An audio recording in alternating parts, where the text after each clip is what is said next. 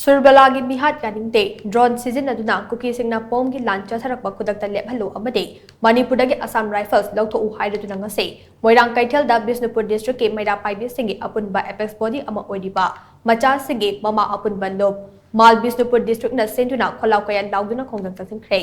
Bishnupur district ke meira paibi sing amadi Moirang Keithel ge Keithel fambi kayana sarup yaduna chathakiba Khongjang aduga mari leidana Mal Bishnupur district ke joint committee ki convener Jaya Khangenbam na hai Handak kautrukta Kuki narco terrorist singna drone bombing yauna chatharakpa attack aduda laikhidrabi Surbala gi misi asi yaningde thaudok ase mal gi mama oibi kayana thamoi shokna nungaite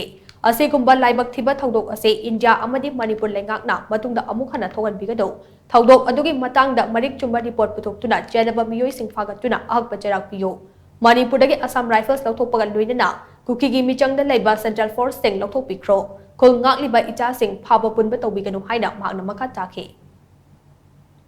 Minungchi laitana drone bombing tawraga hatkhiba aikhoi mamal gi site gi nungai taba phongdok jari amadi condemn tawjari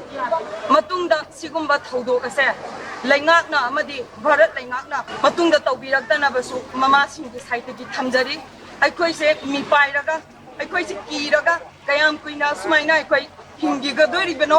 aikhoi umna makse pulapna hatpirage haibra laingakna ngasi phawa tumina laibiriba Bharat Sarkar gi Sri Narendra Modi ji na tumina laibibagi maram karigino Kuki nupi amagi damakta di prithibi pumna makta maitai aikhoi bu yonbikhi adubu aikhoi gi ningol ama ngasi mafam marang khangdana apikpa macha ma hundo amaga sigriba sidati